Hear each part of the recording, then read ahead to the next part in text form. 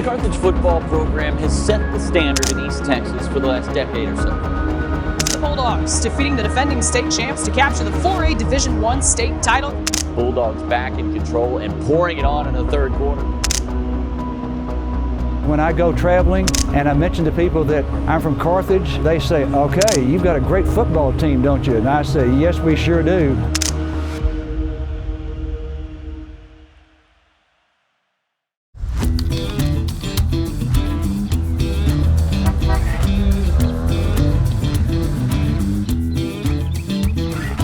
I'm Scott Surratt, and I'm the head football coach and athletic director here in Carthage, Texas. Well, I grew up in Linden, Texas, born and raised, and I played everything from football to basketball to baseball. Baseball was my first love, and just because, little leagues, we didn't have little league football. I actually played college baseball, and I wanted to be a professional baseball player because I knew that I was a little better baseball player than I was football player. I had no chance, and I figured out quickly, even though I started 4 years in college in baseball, that I was not going to be a professional player, but I knew always if I couldn't make it and being a professional athlete that I was going to be a coach. My junior high coach, Kevin Stingley, he was a really good influence in my life, and then I knew I wanted to be a coach as soon as I played my 7th grade year.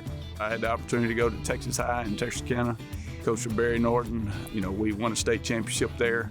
And that's kind of how I'm here off that state championship and how good we were offensively at Texas High.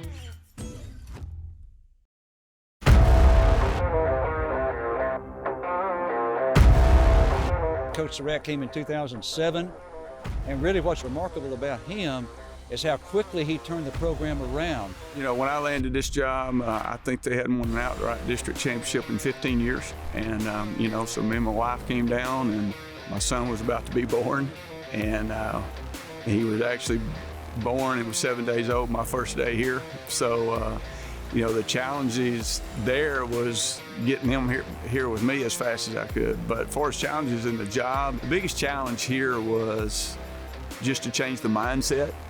Our baseball team was phenomenal, still is a great program, and everything else was kind of, volleyball was okay, everything was struggling, so just changed the mindset of everything. Carthage football was really well respected before Coach Surratt came, but we just didn't have the success that we've had since he arrived on the scene. Coach Surratt has brought a level of class and a level of dedication to the sport, and not just to the sport, but to discipline and to community and to getting the players out, doing what they need to do to improve themselves, but also to improve the lives of others around here. Obviously, we want a winning culture, but the first thing you got to instill is, toughness. It don't matter if it's volleyball, football, baseball, basketball. You have to be mentally tough. We're talking about football when the ball is snapped. Mentally tough, knowing your responsibility, and then when the ball snapped, let's be physical. I want to judge our players not by winning or losing. I want to see how hard we play, and that's a reflection on the coach. Hopefully, if you asked everybody on how hard do we play in football, I think the other coaches think, that they're going to play extremely hard, and that's the biggest compliment a coach can have. He instilled a level of discipline that we needed, with our football team. He does not settle for bottom of the barrel behavior, and not from his players and not from the fans or the community either. So I think it just raises the little quality of what we've got going on here. Scott Surratt, we're going to play hard and act right, and we always say we're going to do two things, and you can put them either way. We're going to have fun and win, or we're going to win and having fun, however you want to put it. But those two things we're going to do, and I don't want to say that arrogantly, but that's just what we talk about. We have a standard, you better be on time, and they're going to know the practice schedule, and they're going to know it's going to be 2 hours, and they know it's going to be tough. We're going to do the little things right, hopefully, and that's what we preach, and just do the daily things right, and for us showing up on time, be ready to go, work hard, and see if we can get 1% better today than we were yesterday. And if we'll keep everything small and our goals small, then maybe the big goals will happen.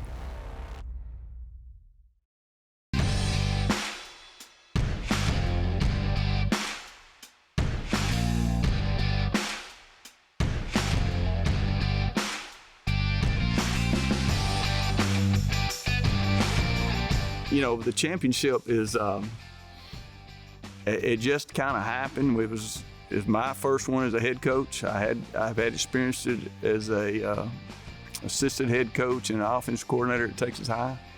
And it was like, what did we just do? And then all of a sudden it's back to back to back. And, you know, and it's just been crazy. The first year he was here, we lost in the second round to Liberty Hill, and they went on to win the state championship. And then he won a championship in year 2, another championship in year 3, and another championship in year 4. No one has done that. No one has had 3 championships in the first 4 years, but he did. I don't know, it happened so quickly, a state championship in our second year. We really think we could have won it the first year. It's crazy, but Liberty Hill won 44 games in a row, and they were back-to-back champions, so they were a little bit more experienced, and we had none, you know, at that point. And second year, we had a lot of them back. We got a spring with them. I had all my coaches in, and so they knew our systems very, very well at this point. He brought a balanced offense. You know, if the team is, if a defense can stop the run, he's going to throw it. If they can stop the pass, he's going to run it. Winning a state championship in Texas is hard, really hard, and it was very special. I mean, first of all, we going down the tunnel. We were the last game at the old Texas Stadium. It was the 555th high school game. Coming through that tunnel, and we saw a sea of red of fans. We was playing Salina, which had won 8 championships at the time. 8 state championships, we hadn't had any, and we saw it, and it was like, oh my gosh, look at this place. And to play the last game ever there, and then come home to what we had a parade. It was nuts. I mean, this is what Carthage wanted, and luckily I was able to experience it with them, because this is a phenomenal place. But it was crazy, and you know, I'll never forget it. It's the most special part of my career until this year, because my son.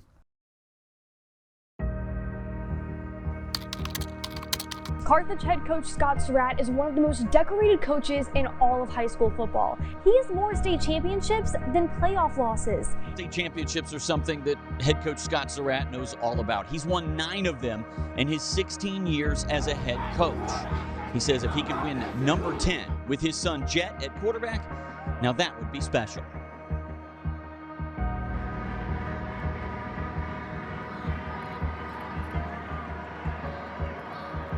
Sounds like, well, they're used to being here, but when you've been here a lot, everybody is trying to knock you off. Like, the pressure is on you, got a target on your back. A loss of 4 yards brings up 2nd down 14. Pressure, we always, you know, welcome pressure. We always talk about if you're not under pressure, you're not in the right program, blah, blah, blah. But I'm telling you, as a dad and as the head football coach of a starting quarterback, you know it's going to be on him on some games, and much as we throw it and what we let him check to run-wise and everything. I mean, he is the coach on the field, and if he don't play well, then it could go bad, and that's pressure. Yeah, I was definitely anxious. I mean, I was very nervous, kind of. I mean, we'd won 9 before I started, and that was kind of a big standard to live up to.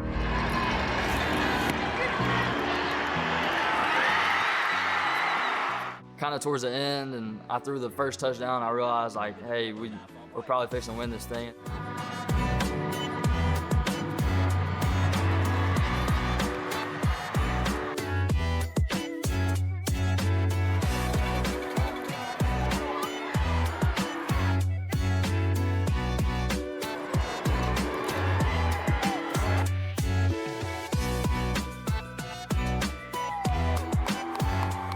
Right after the game this year, it was like relief, to be honest. It's always your first is usually the most special.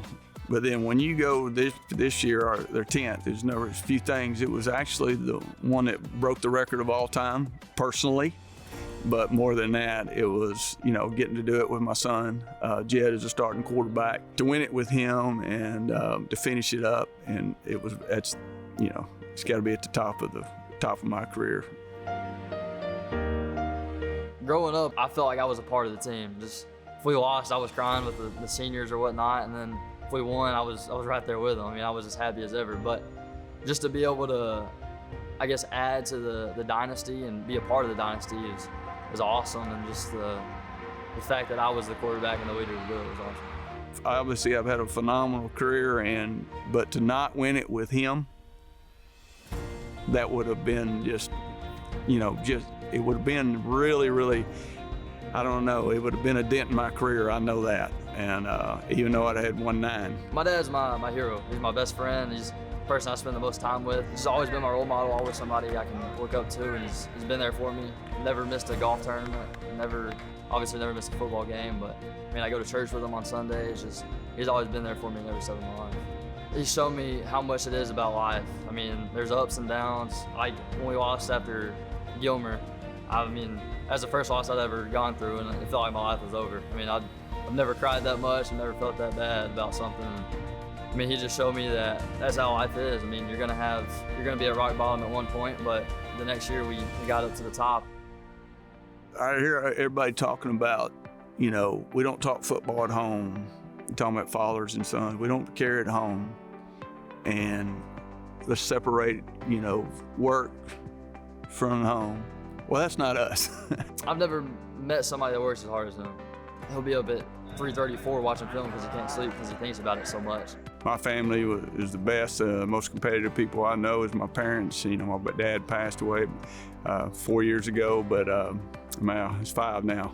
And then my mom, she's 81 years old, and she's the most competitive person I know. I think that's where I get it from those guys. He hates to lose.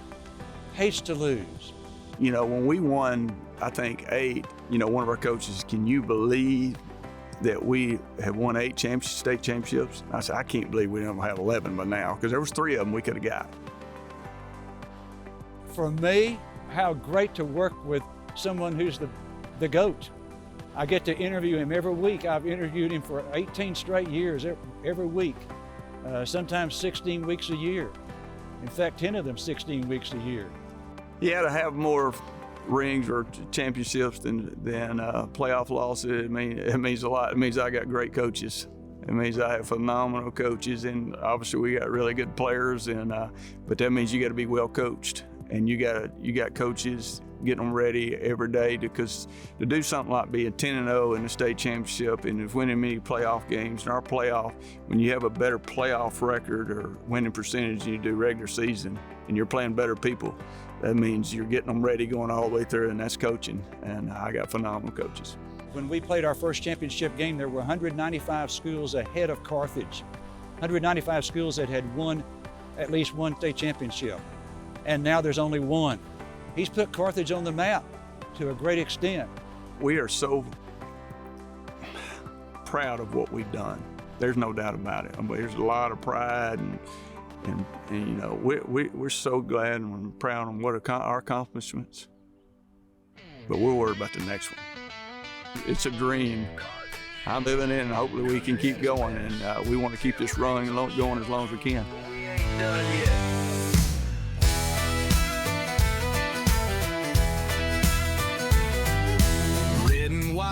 Friday night, you can hear that dog bite. From the locker room to the fight, we don't blink in the bright lights. Trophies lined up wall to wall, but Coach Surratt still got that call. No excuses, no looking back. Eyes on the prize, we stay on track. We ain't chasing ghosts, we're building legends. Every play's a promise, every snap's a sentence. We got fire in our soul, and the crowd's got our back. East Texas proud, we attack.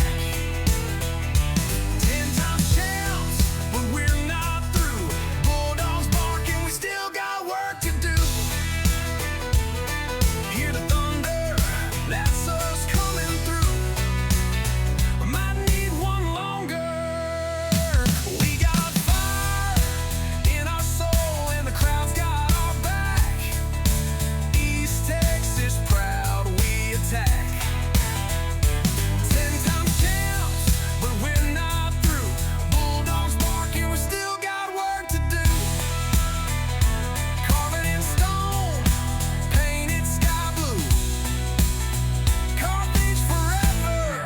still got work to do.